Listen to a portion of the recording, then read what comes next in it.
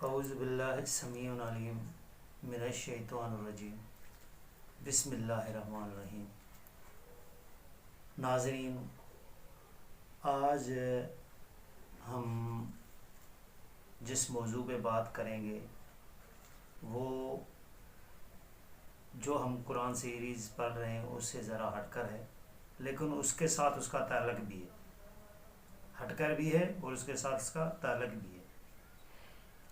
وہ اس طرح کہ ہم جس موضوع پہ بات کریں گے وہ موضوع اس مہینے کے متعلق ہے جو مہینہ چل رہا ہے، میلاد کا مہینہ، جو اصل اس مہینے کا نام تو ربیع الاول ہے، لیکن یہ میلاد کے مہینے کے نام سے مشہور ہے۔ اور یہ میلاد زیادہ تر یہیں انڈیا، پاکستان، بنگلہ دیش وغیرہ میں منایا جاتا ہے۔ جزیرہ نما عرب اس سے بالکل خالی ہے۔ جہاں حضور صلی اللہ علیہ وسلم کی بعثت ہوئی وہ علاقہ اس چیز کو شرک تصور کر رہا ہوتا ہے، وہ اس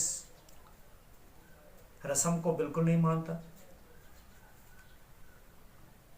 لیکن جو یہ علاقہ ہے، یہ علاقہ اس کو زیادہ تر مان رہا ہوتا ہے اور یہ اپنی رسمیں نبھا بھی رہا ہوتا ہے۔ تو ہم اس کو قرآن کی روشنی میں آج دیکھیں گے کہ آیا یہ طریقہ درست بھی ہے کہ نہیں ہے۔ یہ کچھ سوالات کھڑا کر رہا ہے جو میں آپ کو بتا رہا ہوں، جو میرے ذہن میں ہے۔ اگر آپ کے ذہن میں بھی کوئی سوال ہو تو آپ مجھ سے کمنٹ میں پوچھ سکتے ہیں، انشاءاللہ اس کا جواب بھی میں قرآن کی روشنی میں ہی آپ کو دوں گا۔ نمبر 1، کیا کسی نبی کا میلاد منانے کا ذکر قرآن میں ہے؟ مثلاً یہ ایسا اچھا کام ہے تو لازمی ہے حضرت آدم علیہ السلام سے لے کر حضور صلی اللہ علیہ وسلم تک، چلو حضور صلی اللہ علیہ وسلم پہ تو یہ نازل ہوا، حضرت عیسیٰ علیہ السلام تک کسی نبی نے تو منایا ہوتا، تو اس کا تذکرہ اللہ تعالیٰ نے اپنی قرآن میں بھی کیا ہوتا، جس طرح پچھلے انبیاءوں کے دعاؤں کا بھی ذکر کیا ہوا ہے اور جو ان قوموں پہ انعامات کے ان کا بھی ذکر کیا ہوا ہے، تو اس طریقے کا بھی ذکر کیا ہوتا۔ تو آیا یہ قرآن میں کہیں ذکر ہے اس کا؟ دوسرا، اسی کے ساتھ ہے یہ بھی ہے کہ پھر یہ تصور آیا کہاں سے، یہ پیدا کہاں سے ہوا کہ میلاد منانا چاہیے؟ اگر یہ قرآن میں اس کا تذکرہ نہیں ہے، قرآن پورا اس سے خالی ہے، تو اس کا تصور کہاں سے پیدا ہوا؟ یہ ایک نمبر سوال ہے۔ دوسرا یہ ہے کہ کیا ہم جو میلاد منا رہے ہیں اس کو ہم عید بھی قرار دے سکتے ہیں؟ یعنی کہ ہم کسی بھی چیز کو دینی لحاظ سے خود اٹھا کے اس کو جو ہے نا وہ ایک درجہ دے دیں، یہ درجے دینے کا حق اللہ تعالیٰ نے ہمیں دیا ہے؟ یہ بھی قرآن کی روشنی میں ہم دیکھیں گے کہ اللہ تعالیٰ نے یہ درجات کا حق کس کو دیا ہے۔ نمبر تیسرا، کہ ہم یہ جو میلاد منا رہے ہوتے ہیں آیا اس میں ثواب بھی ہے کہ نہیں ہے؟ مثلا دیکھیں، آپ ایک انسان کوئی 10 دینگی کرتا ہے، اگر 10 سے 15,000 کی دیگ ہے تو ایک دیگ 10-15,000 کے حساب سے آپ 10 دیگوں کا 1,00,000 سے 1,50,000 کا خرچہ ہوا، 1,00,000-1,50,000 بندہ خرچہ کرا، اس کو ثواب بھی مل رہا ہے۔ اگر وہ صحیح طریقے سے جو اللہ تعالیٰ نے اپنا صدقات یا خیرات اپنے نام کے بتائے وہ خرچ کرے تو اس کو کتنا ثواب ملے گا۔ تو اس کے منانے سے کیا ثواب ملتا ہے کہ نہیں ملتا؟ اور آخری جو ریلیٹڈ کوسچن ہے کہ کیا انبیاء کرام یا کوئی روح قبر سے باہر نکل کے دنیا میں ابھی آتی ہے؟ کیا اس کو کوئی یہ اختیار ہے کہ وہ نکل کے باہر آ جائے؟ تو قرآن اس کے لیے کیا پیش کر رہا ہے؟ ابھی قرآن جو تصور پیش کر رہا ہے وہ میں سورہ مائدہ ہے، اور سورہ مائدہ کی آیت نمبر 111 ہے۔ جب کہا حواریوں نے کہ اے عیسیٰ کیا ایسا کر سکتا ہے تمہارا رب کہ اتارے ہم پر ایک خوان آسمان سے؟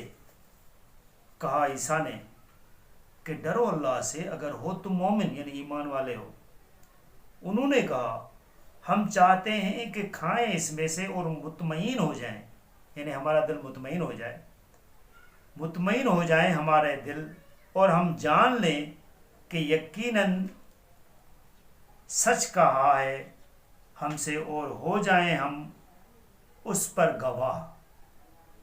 کہا عیسیٰ ابن مریم نے اے اللہ، ابھی حضرت عیسیٰ دعا مانگ رہے ہیں قرآن کی زبانی، ہمارے رب نازل فرما ہم پر ایک خوان۔ سورہ مائدہ کا یہ مائدہ کا مطلب خوان ہوتا ہے، خوان آسمان سے جو بن جائے ہمارے لیے عید، ایک خوان نازل کر جو ہمارے لیے عید بن جائے، ہمارے پہلوں کے لیے اور ہمارے پچھلوں کے لیے، مثلا جو میرے ساتھ ہیں اور جو بعد میں جو یہ مسلمان ہوں گے ان کے لیے بھی، اور ہو نشانی تیری طرف سے، اور رزق دے ہمیں، اور تو ہی سب سے بہتر رزق دینے والا ہے۔ کہا اللہ نے میں ضرور اتاروں گا وہ خوان تم پر، پھر جس نے ناشکری کی اس کے بعد تم میں سے، تو میں عذاب دوں گا اس کو، ایسا عذاب کہ نہیں دوں گا اس جیسا عذاب کسی کو اہل جہاں میں۔ ناظرین، میں نے یہ قرآن کی آیت پڑھی ہے، اور یہ 115 تک میں نے پڑھی ہے، 111 سے لے کر 115 تک 4 آیتیں ہیں۔ اس میں حضرت عیسیٰ علیہ السلام کو حواری کہہ رہے ہیں کہ ہم پر ایک خوان نازل فرما، جس طرح یہودیوں پر نازل ہوا تھا، کیونکہ ان کو پتہ تھا۔ تو وہ جب خوان اترا ہے تو وہ خوان ان کے لیے عید بنا ہے۔ حضرت عیسیٰ کی زبانی آپ نے خود سنا کہ وہ ہمارے پچھلے اور جو ہیں بندے موجود ان کے لیے عید بنے، ان کے لیے عید وہی تھی۔ ابھی یہ پھر میلاد کی عید کیسے ہو گئی، یہ میں آپ کو بتاتا ہوں۔ اصل میں یہ ہے کہ جو خوان اترا تھا، یہ میں نے کچھ عیسائیوں سے بھی پتہ کیا کہ یہ آپ لوگوں کی جو 25 دسمبر کی عید ہے وہ کس چیز کی ہے، تو کچھ نے کہا کہ بھئی یہ خوان اترنے والے کی عید ہے۔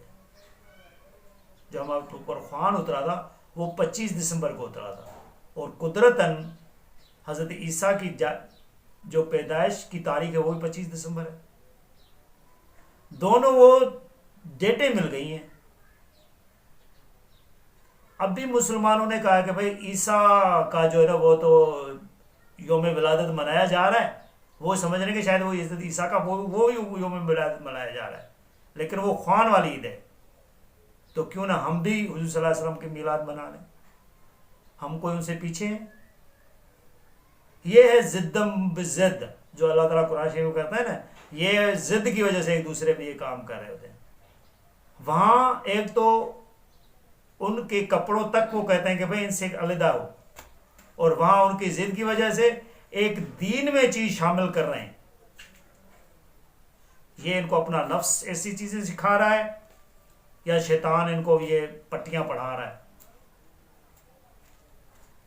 تو یہ چیز اس طرح اللہ تعالیٰ نے ایسا کوئی نہیں رکھا سسٹم۔